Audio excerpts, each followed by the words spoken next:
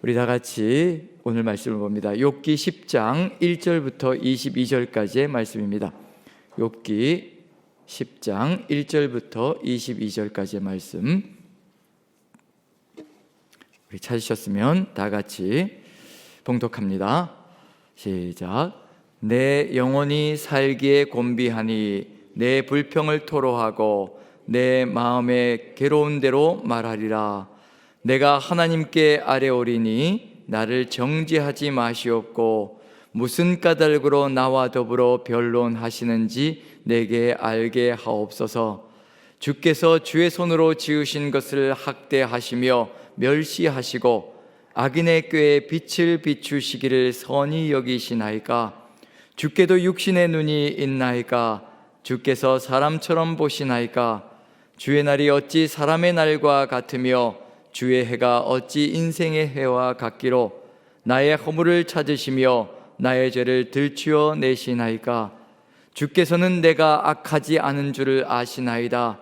주의 손에서 나를 벗어나게 할 자도 없나이다. 주의 손으로 나를 빚으셨으며 만드셨는데 이제 나를 멸하시나이다. 기억하옵소서. 주께서 내 몸 지으시기를 흙을 뭉치듯 하셨거늘 다시 나를 티끌로 돌려보내려 하시나이까. 주께서 나를 젖과 같이 쏟으셨으며 엉긴 젖처럼 엉기게 하지 아니하셨나이까. 피부와 살을 내게 입히시며 뼈와 힘줄로 나를 엮으시고 생명과 은혜를 내게 주시고 나를 보살피심으로 내 영을 지키셨나이다. 그러한데 주께서 이것들을 마음에 품으셨나이다. 이 뜻이 주께 있는 줄을 내가 아나이다. 내가 범죄하면 주께서 나를 죄인으로 인정하시고 내 죄악을 사하지 아니하시나이다. 내가 악하면 화가 있을 것이오며 내가 의로울지라도 머리를 들지 못하는 것은 내 속에 부끄러움이 가득하고 내 환난을 내 눈이 보기 때문이니이다. 내가 머리를 높이 들면 주께서 젊은 사자처럼 나를 사냥하시며 내게 주의 놀라움을 다시 나타내시나이다. 께서 자주자주 증거하는 자를 바꾸어 나를 치시며 나를 향하여 진노를 더하시니 군대가 번갈아서 치는 것 같으니이다. 주께서 나를 태에서 나오게 하셨음은 어찌함이니까.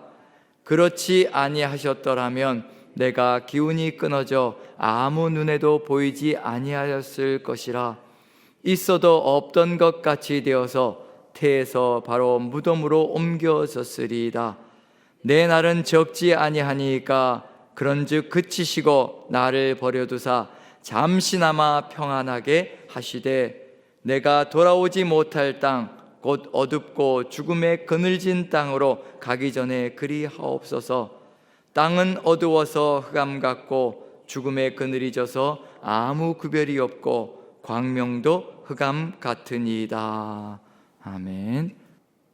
오늘 10장의 내용은 우리가 방금 읽었던 것처럼 방향이 바뀌었습니다. 하나님께로 방향을 바꾸어서 욥이 호소하는 내용이 들어가 있습니다. 어제 9장까지 두 번에 걸쳐서 주일과 월요일 이렇게 두 번에 걸쳐서 묵상을 하였는데 9장의 내용은 이제 두 번째 친구인 빌닷에게 대답하는 내용이 들어가 있습니다. 그래서 어제 내용까지는 빌닷 사람을 향하여 이야기한 호소였다고 한다면 이제 오늘은 하나님께로 향하여 호소하는 내용, 욥의 호소들은 이렇게 대부분 이 두 가지로 이루어져 있습니다. 그런데 점점 살펴볼 수 있는 것은 사람에게로 향하는 호소가 줄어들면서 하나님께로 나아가는 호소가 더 많아지고 있다는 겁니다. 그럼 무슨 의미가 들어가 있을까요? 사람에게 아무리 호소하고 하소연해봐야 답이 없다는 것을 찾아가고 있는 중이고요. 결국은 하나님이 답이라는 것을 깨닫고 하나님께로 방향을 받고 하나님께 호소하는 내용이 점점 많아지고 있다는 것을 알 수가 있습니다. 무엇을 얘기하고 있는가? 빌닷이라는 친구가 어떤 이야기를 하는가? 친구들의 이야기는 대부분 공통적인 점들을 가지고 있는데요.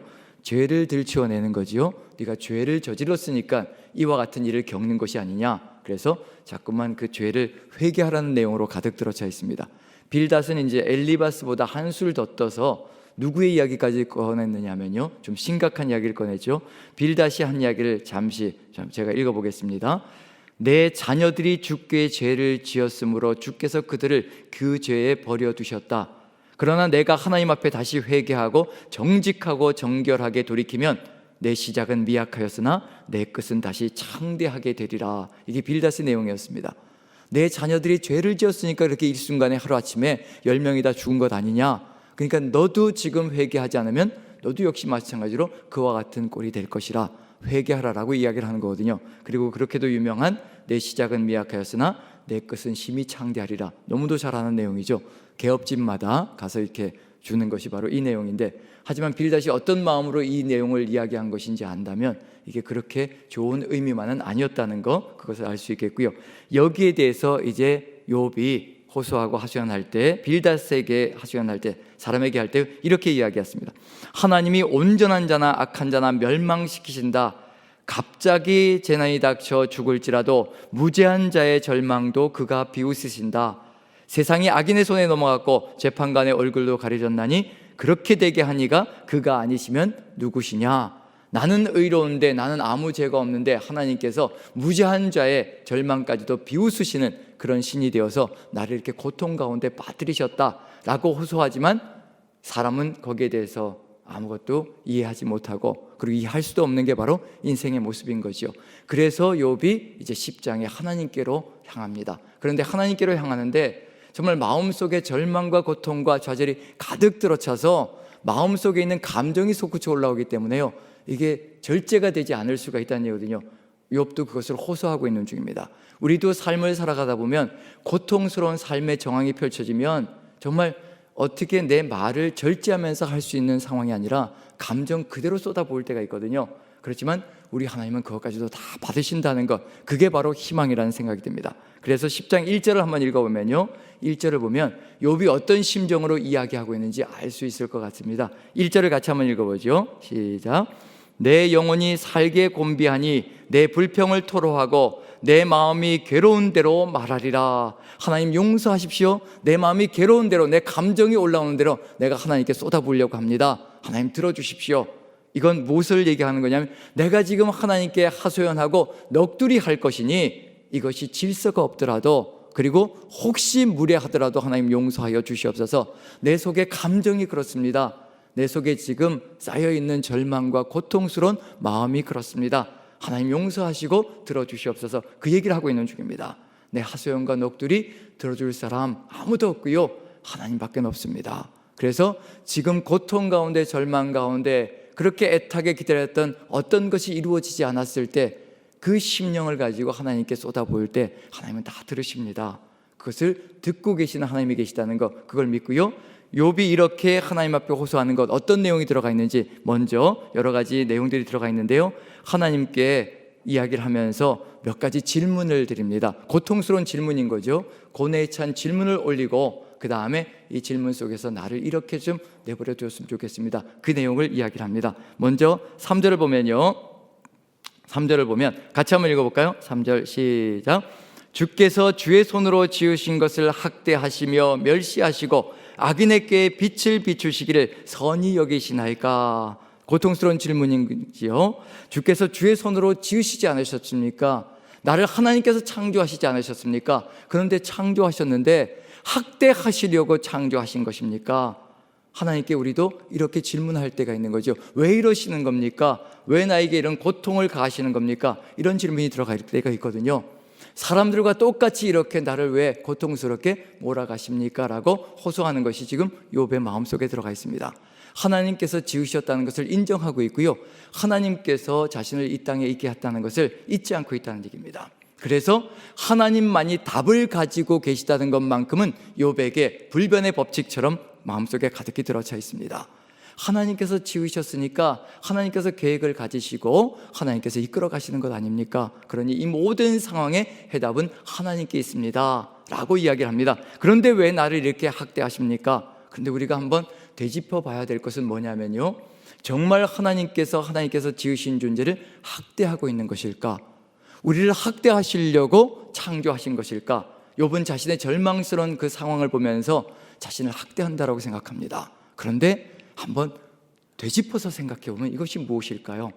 하나님께서 우리에게 고난을 주시고 어려움을 주실 때 이것이 학대하시려고 하시는 것일까? 우리를 연단시키시고 훈련시키셔서 더욱더 강한 신앙인으로 세워가시려고 하시는 것일까? 우리가 그걸 되짚어 봐야 되는 겁니다. 우리의 삶 속에서 닥치는 어려움들 하나하나가 정말 우리를 학대하시려고, 우리를 무너뜨리시려고 그러시는 것일까? 어렵게 하시는 것이 그게 아니라 하나님의 마음속에는 하나님께서 더 큰 계획을 가지시고 이끌어 가신다는 것, 그것을 우리가 안다면요, 우리가 사람의 생각이 아니라 하나님의 뜻으로 나아가야 될 것이 무엇인지를 한번 생각해 볼 수 있지 않을까 싶습니다.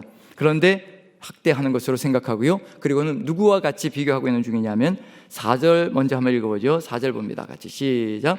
주께도 육신의 눈이 있나이까? 주께서 사람처럼 보시나이까? 지금 이 이야기가 무슨 이야기인가? 주께도 육신의 눈이 있나이까? 주께서 사람처럼 보시나이까?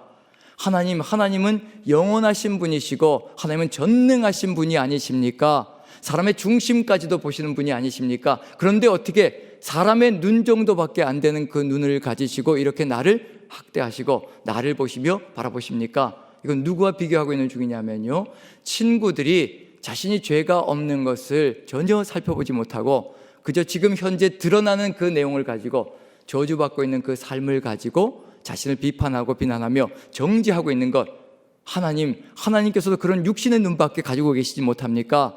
하나님은 중심을 보시지 않습니까? 내 중심을 다 보시면, 내 삶을 다 보셨으면 내가 죄가 없다는 것을 이해하실 터인데, 그런데 어찌 나를 이렇게 학대하십니까? 사람이 아니시지 않습니까? 내 친구들하고는 다르지 않습니까? 그것을 이야기하고 있는 중입니다. 그 다음에도 5절 제가 한번 읽어보면요, 주의 날이 어찌 사람의 날과 같으며 주의 해가 어찌 인생의 해와 같기로. 하나님, 인생들은 유한한 인생을 살고 짧은 인생을 살며 지혜도 부족하고 보는 눈도 부족하고 많은 것이 부족하고 한계가 분명한 것이 인생인데, 하나님은 영원한 생을 사시지 않습니까? 그 영원한 생을 사시면서 이미 다 보시고 아시지 않으셨습니까? 다 판단하시고 측량하시지 않으셨습니까? 그런데 어찌 내 허물을 찾으시며 나의 죄를 들추어내시려고 하십니까? 왜냐하면요, 7절 보시면 주께서 내가 악하지 않은 줄을 아시나이다. 하나님께서 이렇게 긴 시간을 바라보시고 다 살펴보셨으면 내가 악이 없다는 것을 다 아시지 않습니까? 그런데 왜 이렇게 주의 손으로 지으신 것을 이렇게 학대하시며 고통 가운데 거하게 하십니까? 라고 이야기를 합니다. 그리고 나서 주의 손에서 나를 벗어나게 할 자도 없나이다. 오직 주님만이 전능자이시고 주님만이 해결자이시며 주님 손에서 모든 것이 해결될 수 있다는 것을 내가 압니다. 이게 욥에게는 희망입니다. 그래도 끝까지 하나님을 붙들고 나아가는 것은 하나님만이 희망이시고 하나님만이 해결자라는 것을 믿기 때문에 하나님을 붙들고 나아간다는 것, 그런 점에서 이제 하나님께서 어떻게 자신을 만드셨는지, 주의 손으로 만드셨다고 하는데 어떻게 만드셨는지를 알려주고 있습니다. 그 내용이 무엇을 이야기하고 있는 중인가? 우리를 이렇게 만드셨다는 얘기거든요. 이렇게 만드셨다면 분명히 계획이 있으시다는 것. 그런데 욥에게는 다른 마음이 들기 시작합니다. 자, 8절 같이 한번 읽어보죠. 같이 읽습니다. 시작. 주의 손으로 나를 빚으셨으며 만드셨는데 이제 나를 멸하시나이다. 9절까지 읽습니다. 기억하옵소서. 주께서 내 몸 지으시기를 흙을 뭉치듯 하셨거늘 다시 나를 티끌로 돌려보내려 하시나이까. 또 다시 질문 들어가는 것이, 주의 손으로 나를 빚으셨는데 어떻게 이렇게 티끌로 다시 돌아가게 하시려 하십니까? 주의 손으로 나를 빚으셨다는 얘기는 하나님이 누구시라는 것을 인정하고 있다는 얘기냐면요, 우리가 흔히 너무나 잘 아는 예수님, 하나님은 토기장이시고 나는 진흙이라는 그런 의미가 들어가 있습니다. 하나님이 토기장이로 계획을 가지시고 나를 빚으셨는데 나를 다시 또 그 먼지로 돌아가게 하시려 하십니까? 그걸 이야기하고 있는 중입니다. 자, 하나님께서 토기장이가 되셔서 계획을 세우시고 빚으셨다면 분명히 기억해야 될 것은 뭐냐면, 하나님은 계획을 가지셨는데 그 계획은 토기를 깨뜨리려고 만드신 것이 절대 아니라는 겁니다. 우리를 무너뜨리시려고, 죽이시려고, 없애시려고 만드신 것이 아니라는 얘기거든요. 토기장이가 그릇을 만들 때에는 뚜렷한 계획을 가지시고 어떤 그릇을 만들까, 어떤 용기를 만들까, 그 계획을 가지고 만들어 간다는 것을 분명히 우리가 이해해야 될 필요가 있습니다. 우리도 역시 마찬가지로요, 지금 우리를 빚어가고 계시는 중이고 우리를 만들어 가시는 중이거든요. 그런데 빚어가고 만들어갈 때 분명히 기억해야 될 것은 여러 가지 어려움들을 거쳐갈 수 있다는 것. 때로는 진흙이 상할 수도 있지만 그럼에도 불구하고 토기장인은 끝까지 그 계획을 이루어 간다는 것을 우리가 믿는다면요, 여기서 한번 제가 구절을 다시 한번 읽어보면요, 기억하옵소서 주께서 내 몸 지으시기를 흙을 뭉치듯 하셨거늘 다시 나를 티끌로 돌려보내려 하시나이다. 이 이야기 속에 들어가 있는 것이 무엇일까? 자신의 삶 속에 닥쳐져 있는 고난과 어려움들이 하나님께서 깨뜨리시려고 이러신다라고 생각하고 있는 중입니다. 정말 깨뜨리시려고 이러시는 중일까? 토기장이가 진흙을 뭉쳐서 치고 그리고 반죽을 치대면서 나아갈 때 정말 그것이 없애려고 그리고 깨뜨리려고 이러는 것일까? 그리고 진흙이 잘못되어졌을 때 정말 무너뜨리려고 이러시는 것일까? 하나하나가 살펴본다면요, 하나님은 계획을 가지고 나아가실 때, 우리를 이끌어 가실 때 때로는 버겁고 힘겹게 하지만 그것 하나하나가 무엇을 만들어 가시려는 것일까? 그릇을 더 크고 넓게 하나님께서 뜻하신 것으로 만들어 나가고 계시는 중이라는 것. 우리가 보기엔 고통스러운 것이 우리를 좌절하게 만들고 무너지게 만드는 것으로 생각되어지지만 하나님께서는 그것을 통하여 우리를 더 넓고 더 크게 더 깊게 더 높게 나가게 만드는 존재로 만들어서 더 큰 그릇을 만들어 가고 있다는 것. 그 그릇을 만들어가는 시간이 오래 걸리면 오래 걸릴수록 더 큰 그릇으로 하나님께서 만드셔서 하나님을 닮는 존재로 세워간다는 것. 그것을 우리가 믿는다면요, 하나님께서 지금 나를 이끌어가는 그 역사가 결코 죽이려고 하는 것이 아니라 더 큰 그릇으로 우리를 만드셔서 하나님을 닮아가는 존재로 이끌어 가시려고 하신다는 것. 그래서 에베소서를 한번 제가 읽어보면요, 하나님께서 우리를 어디까지 이끌어 가시려고 만들어 가시는 중인가? 우리가 다 하나님의 아들을 믿는 것과 아는 일에 하나가 되어 온전한 사람을 이루어 그리스도의 장성한 분량이 충만한 데까지 이르리니, 우리를 어디까지 이끌어 가시려고 하시는 중이냐면요, 예수 그리스도의 그 장성한 분량까지 이끌어 가시려고 우리를 인도하시고 연단하시고 훈련시키시며 가시고 계시다는 것. 그리고 우리가 그것을 믿는다면 지금 이 순간에 우리의 삶 속에서 닥쳐져 있는 어려움들, 고통들, 이것들 하나하나가 우리를 만들어가는 하나님의 역사라는 것을 믿고 확신할 수 있지 않을까 하는 기대를 가져봅니다. 10절 11절 같이 한번 읽어보죠. 같이 시작. 주께서 나를 젖과 같이 쏟으셨으며 엉긴 젖처럼 엉기게 하지 아니하셨나이까? 피부와 살을 내게 입히시며 뼈와 힘줄로 나를 엮으시고. 하나님께서 이렇게 섬세하게 만들어가고 있다는 것, 만드셨다는 것을 욥도 인정하고 있습니다. 하지만 이렇게 만드셨는데 무너뜨리려고 하십니까? 라고 하는 그 질문 자체가 하나님께는 용납이 될 수 없는 것이고요, 하나님은 우리를 더 크게 더 아름답게 지금 더 믿음으로 더 크게 빚어가고 계시다는 것. 그래서 12절 보면 생명과 은혜를 내게 주시고 나를 보살피심으로 내 영을 지키셨나이다. 하나님께서 이렇게 지켜주셨다면 하나님께서 끝까지 더 크게 이끌어 가실 것이라는 것을 우리가 믿는다면요, 우리의 삶 속에 닥쳐져 있는 어려움들까지도 하나님은 우리를 이끌어가는 역사로, 더 크게 만들어가는 역사로 사용하시는 전능자시라는 것을 믿는다면 달라질 수 있지 않을까라는 기대를 가져봅니다. 그래서 한번 16절 17절 같이 한번 읽어보면요, 이러한 내용들도 무엇을 위한 것인가? 욥은 불평을 하지만 이것이 어떤 것인가 한번 살펴보도록 하겠습니다. 16, 17절입니다. 같이 읽습니다. 시작. 내가 머리를 높이 들면 주께서 젊은 사자처럼 나를 사냥하시며 내게 주의 놀라움을 다시 나타내시나이다. 주께서 자주자주 증거하는 자를 바꿔 나를 치시며 나를 향하여 진노를 더하시니 군대가 번갈아서 치는 것 같으니이다. 이렇게 나를 끊임없이 사람을 바꿔가면서 군대가 들이치는 것 같이 나를 계속해서 치고 또 치신다라고, 나를 무너뜨리시려고, 죽이시려고 나를 치고 또 치신다라고 욥은 생각하고 있지만, 하나님께서 치고 또 치시는 이유는 다른 것이 아니라 정말 우리가 훌륭한 그리스도인으로, 그리고 하나님의 뜻을 온전하게 깨닫고 나아가는 든든한 그리스도인으로 세워가시는 하나님의 역사, 연단과 훈련 속에 들어가 있다는 것을 우리가 안다면 이것까지도 하나님께 감사로 받을 수 있지 않을까라는 기대를 가져봅니다.